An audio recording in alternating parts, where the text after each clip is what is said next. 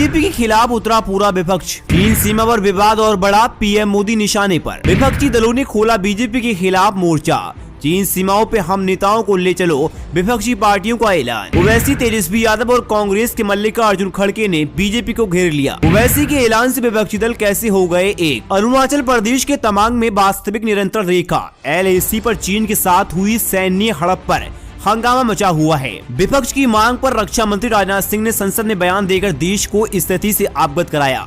हालांकि सरकार पर विपक्षी नेताओं के हमले कम नहीं हो रहे हैं। विरोध दलों के नेता केंद्र की मोदी सरकार पर चीन के सामने घुटने टेकने और देश की समर्थता की रक्षा में असफल रहने का आरोप मढ़ रहे हैं। इसी बीच ऑल इंडिया मजलिस इत्तेहादुल मुस्लिमीन के मुखिया और हैदराबाद से सांसद असदुद्दीन ओवैसी ने सर्वदलीय प्रतिनिधि मंडल को LAC पर उस जगह ले जाने की मांग की जहां भारत और चीन की सेनाओं के बीच ताजा झड़प हुई है। उधर कांग्रेस के अध्यक्ष मल्लिकार्जुन खड़गे ने चीन के मुद्दे पर संसद में बहस की अनुमति नहीं दिए जाने पर सरकार से नाराजगी जताई।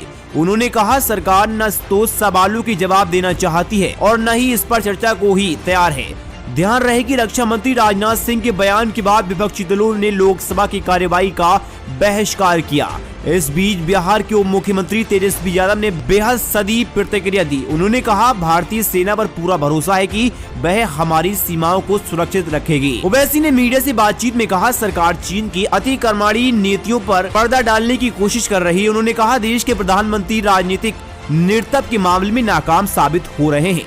9 तारीख को ये झड़प होती और आप संसद में आज बताते हैं। अगर मीडिया इस पर बात नहीं करती तो फिर आप तो खामोश बैठ जाते। ये सब इनकी नाकामी है। उन्होंने सरकार से विपक्षी नेताओं के प्रतिनिधि मंडल को LAC पर ले जाने की मांग की। ओवैसी बोले, आप हम सभी को उस जगह पर लेकर जाएं। देश के प्रधानमंत्री चीन का नाम लेने से डरते हैं। व्यापार असंतुलन के बाद भी हमारी सेना मार खा रही है। चीन हमारी जमीन में घुसता आ रहा है। मल्लिकार्जुन खड़गे ने आगे कहा, ये देश के लिए उचित नहीं है। आखिर वो हमें स्पष्टीकरण क्यों दे रहे हैं। सभी विपक्षी नेताओं ने सदन में बाइकआउट करने का निर्णय लिया। हम अपने देश की एकता और अखंडता के लिए एकजुट हैं और हमने सैनिकों के साथ। कांग्रेस अध्यक्ष ने बीजेपी नेता और केंद्रीय गृह मंत्री अमित शाह के बयान पर प्रतिक्रिया दी।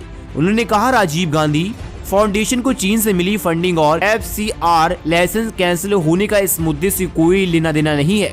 उन्होंने कहा, अगर हम दोषी हैं तो हमें फांसी पर लटका दो। लगातार प्रधानमंत्री नरेंद्र मोदी और बीजेपी के खिलाफ लगातार विपक्षी नेता एकजुट हो गए।